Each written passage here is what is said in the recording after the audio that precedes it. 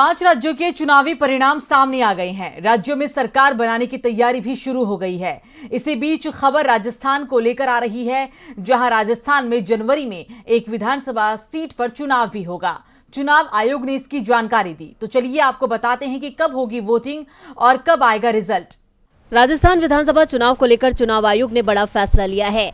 इस बारे में चुनाव आयोग ने जानकारी देते हुए बताया कि राजस्थान विधानसभा चुनाव में स्थगित करणपुर सीट पर अब 5 जनवरी को चुनाव कराया जाएगा।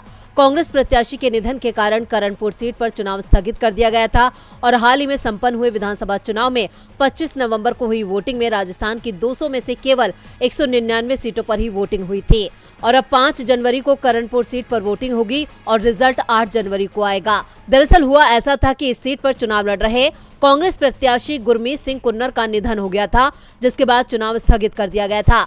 गुरमीत सिंह कुन्नर का चुनाव से पहले 15 नवंबर को दिल्ली के एम्स में इलाज के दौरान निधन हो गया था। वहीं चुनाव का कार्यक्रम कैसा रहेगा, ये भी आपको बताते हैं। 12 दिसंबर 2023 को राजपत्र अधिसूचना जारी की जाएगी, जिसके बाद 19 दिसंबर 2023 को नामांकन भरा जाएगा और फिर नामांकन की जांच 20 दिसंबर को होगी। इसके अलावा नाम वापस लेने की आखिरी तारीख 22 दिसंबर को तय की गई है। 5 जनवरी 2024 को वोटिंग होगी और फिर मतगणना के लिए 8 जनवरी 2024 का दिन निर्धारित किया गया है और इसी दिन रिजल्ट आ जाएगा। वहीं जमीनी हालात देखकर इस बार ये लग रहा था कि इस बार के चुनाव में अब तक का चला आ रहा रिवाज बदलेगा और कांग्रेस फिर से सत्ता में आएगी। अशोक गहलोत सरकार बनाएंगे, लेकिन चुनाव नतीजों में कुछ और ही देखने को मिला।